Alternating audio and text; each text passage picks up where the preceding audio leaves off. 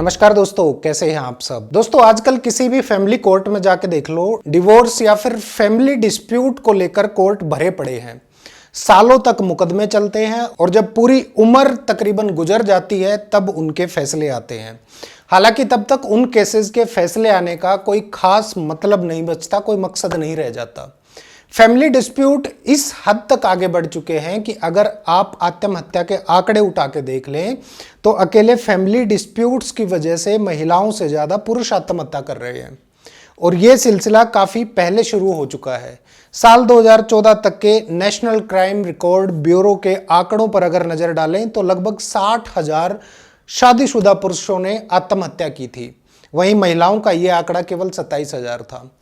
1400 window पुरुषों ने आत्महत्या की थी, वहीं महिलाओं का यह आंकड़ा 1300 था। 550 ऐसे पुरुषों ने आत्महत्या की थी जिनका डिवोर्स हो चुका था, वहीं महिलाओं का यह आंकड़ा 410 था। ये आंकड़े कभी कम नहीं हुए और आज तक ये बढ़ते ही जा रहे हैं और इसमें सबसे ज्यादा परसेंटेज दहेज आत्महत्या की दर्ज की गई है। जो दहेज के कारण आत्महत्या हुई है उनके दर्ज किए गए हैं। साल 2016, 17, 18, 19 और 20 में दहेज की जो आत्महत्या की है उसकी परसेंटेज लगभग 32, 29, 24 और 26% रहा है, जो कि एक बेहद डिस्टर्ब कर देने वाली सिचुएशन है।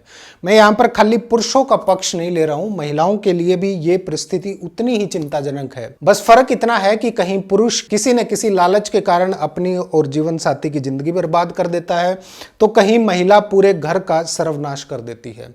खैर, इस मुद्दे पर फिर कभी बात करेंगे। फिलहाल बात करते हैं डिवोर्स या तलाक की। अक्सर तलाक के केसेस 10-15 साल तक खींचे चलते हैं। उसके दो कारण हैं। पहले तो ये कि कुछ एक केसेस को छोड़कर लगभग तलाक के केस की ग्राउंड फैब्रिकेटेड होती है जो कि प्रूव नहीं हो पाती, और दूसरा कारण है पूरे एक्ट का महिलाओं की तरफ झुकाव होना। सब कुछ पुरुष पक्ष को ही प्रूव करना पड़ता है, महिलाओं को केवल आरोप लगाने होते हैं।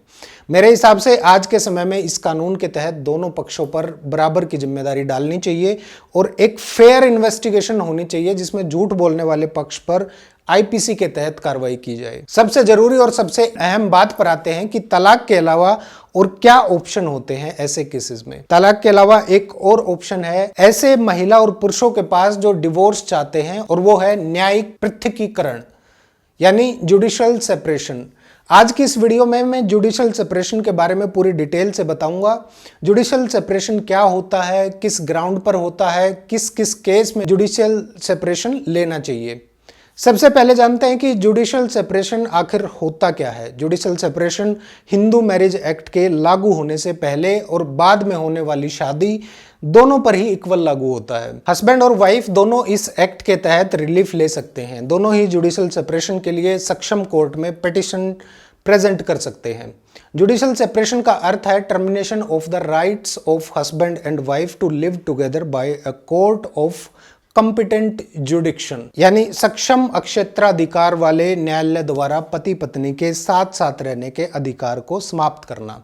लेकिन ये ना तो हस्बैंड वाइफ के स्टेटस को प्रभावित करता है और ना ही ये तलाक होता है। ये एक ऐसा संबंध विच्छेद है जो पति और पत्नी को एक दूसरे से अलग रहने के लिए प्राधिकृत करता है, अधिकृत करता है। हिंदू मैरिज एक्ट 1955 के सेक्शन 10 के तहत जुडिशियल सेपरेशन होता है, जिसमें हस्बैंड और वाइफ जिनकी शादी इस एक्ट के लागू होने के पहले या बाद में हुई है, इस एक्ट के सेक्शन 13/1 में बताए गए ग्राउंड्स के आधार पर, सेक्शन 13/2 में बताए गए किसी भी ग्राउंड के आधार पर जुडिशियल सेपरेशन की डिग्री के लिए सक्षम कोर्ट में अपना पिटीशन दाखिल कर सकते हैं। एक बार जुडिशियल सेपरेशन की डिग्री पास हो गई, उसके बाद से पिटीशनर यानी पिटीशन दाखिल करने वाला पक्ष और प्रत्यार्थी यानी रिस्पोंडेंट के साथ सहवास या साथ रहने की बाध्यता को खत्म हो जाएगी, उसकी बाध्यता को खत्म कर देगा, या वो सहवास के लिए बाध्य नहीं होगा। हाँ, अगर दोनों पक्ष एक साथ मिलकर आपसी सहमति से जुडिशियल सेपरेशन की डिग्री कोर्ट विखंडित या खत्म की जा सकती है अगर कोर्ट आपकी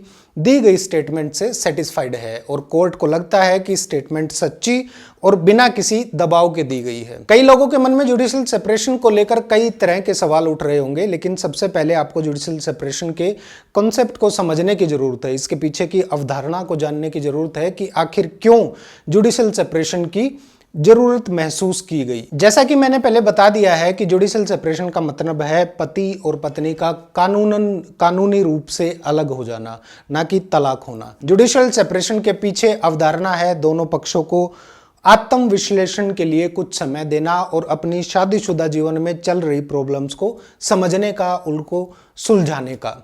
इस कानून का मुख्य उद्देश्य है पति और पत्नी दोनों को अपने रिश्ते के बारे में दोबारा से बिना किसी प्रभाव के सोचने का, समय देने का और एक सही निर्णय लेने का। और ऐसा करने के लिए जुडिशल सेपरेशन के द्वारा कानून दोनों को अपने अपने फ्यूचर के बारे में सोचने के लिए एक फ्री स्पेस और लिबर्टी की परमिशन देता है, क्योंकि जुडिशल सेपरेशन किसी भी शादी के टूटने का आखिरी स्टेप है।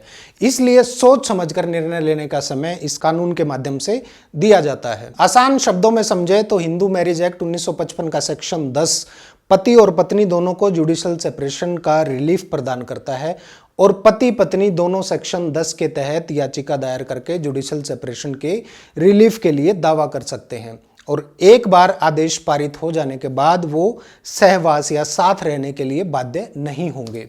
साथ रहने का बंधन खत्म हो जाएगा।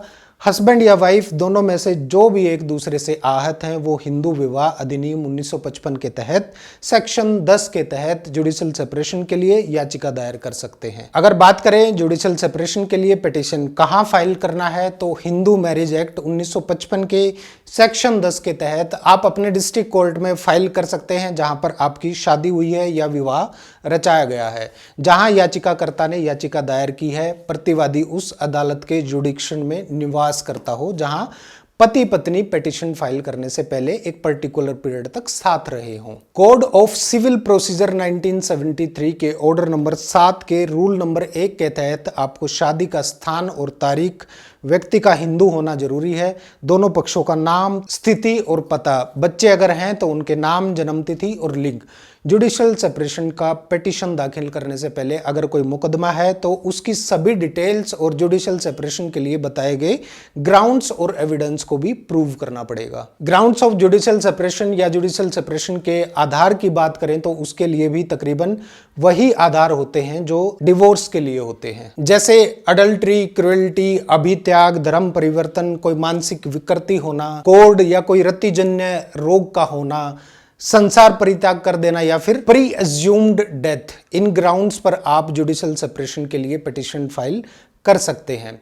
जुडिशल सेपरेशन की डिक्री के लिए पत्नी को भी कुछ आधार मिलते हैं, जैसे बहु विवाह या बाइगेमी, पति द्वारा बलात्कार या किसी भी प्रकार की कोई अननेचुरल एक्टिविटी करने के लिए प्रेशर डालना, किसी भी कोर्ट द्वारा पत्नी के पक्ष में भरण पोषण की डिक्री या डिक्री ऑफ मेंटेनेंस का पास होना या फिर ऑप्शन ऑफ प्यूबरिटी। इन आधार पर पत्नी जुडिशल सेपरेशन के लिए पिटीशन फाइल कर सकती है। बहुत सारे लोगों को ये पता होगा कि जुडिशल सेपरेशन होता है, लेकिन वो इसे भी तलाक ही मान बैठते हैं, जबकि जुडिशल सेपरेशन तलाक नहीं होता। आइए आपको मैं जुडिशल सेपरेशन और तलाक के बीच का फर्क बता देता हूं। जुडिशल सेपरेशन में रिलेशनशिप सस्पेंड या स्थगित हो जाती है या विवाह संबंध स्थगित हो जाते हैं, लेकिन तलाक होने पर पति और पत्नी के संबंध खत्म हो जाते हैं। जुडिशल सेपरेशन में पति और पत्नी के मैरिटल राइट्स और ड्यूटीज को कुछ समय के लिए सस्पेंड या निलंबित किया जाता है, जबकि तलाक में विवाह हमेशा के लिए विघटित कर दिया जाता है, खत्म कर दिया जाता है, मैरिज हमेशा के लिए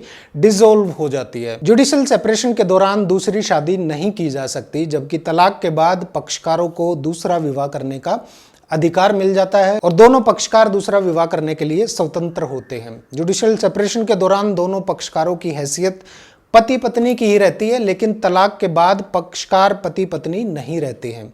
जुडिशल सेपरेशन को पक्षकार खुद समाप्त कर सकते हैं, लेकिन तलाक को पक्षकार खुद समाप्त नहीं कर सकते। जुडिशल सेपरेशन के दौरान यदि किसी एक पक्षकार की मृत्यु हो जाती है, डेथ हो जाती है, तो दूसरा पक्षकार उसकी संपत्ति उत्तराधिकारी के रूप में प्राप्त कर सकता है, लेकिन तलाक के बाद पक्षकारों का एक दूसरे की संपत्ति पर कोई अधिकार नहीं रहता।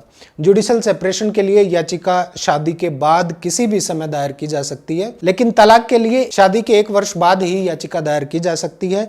जुडिशल सेपरेशन का प्रोविजन हिंदू मैरिज एक्ट 1955 के सेक्शन 10 के अंतर्गत किया गया है, जबकि तलाक का प्रोविजन हिंदू मैरिज एक्ट 1955 के सेक्शन 13 के अंतर्गत किया गया है। इस पूरे एक्ट को पढ़कर आप जान जाएंगे कि हिंदू मैरिज एक्ट बिना किसी वैध कारण के किसी भी रिश्ते को छोड़ने की अनुमति नहीं देता है। ऐसा करने के लिए विशेष आधार होने चाहिए जिन पर पति या पत्नी जुडिशियल सेपरेशन या तलाक के लिए मामला दायर कर सकते हैं। आई होप कि जानकारी आप सबके लिए फायदेमंद साबित होगी और अपने रिलेशन को लेकर ऐसे निर्णय लेने में सहायता करेगी जो कई बार जानकारी के अभाव के कारण गलत ले लिए जाते हैं। वीडियो कैसी लगी कमेंट करके जरूर बताइए और वीडियो को लाइक करके शेयर जरूर कर दीजिए ताकि ज़्यादा से ज़्यादा लोगों तक जानकारी पहुंच सके।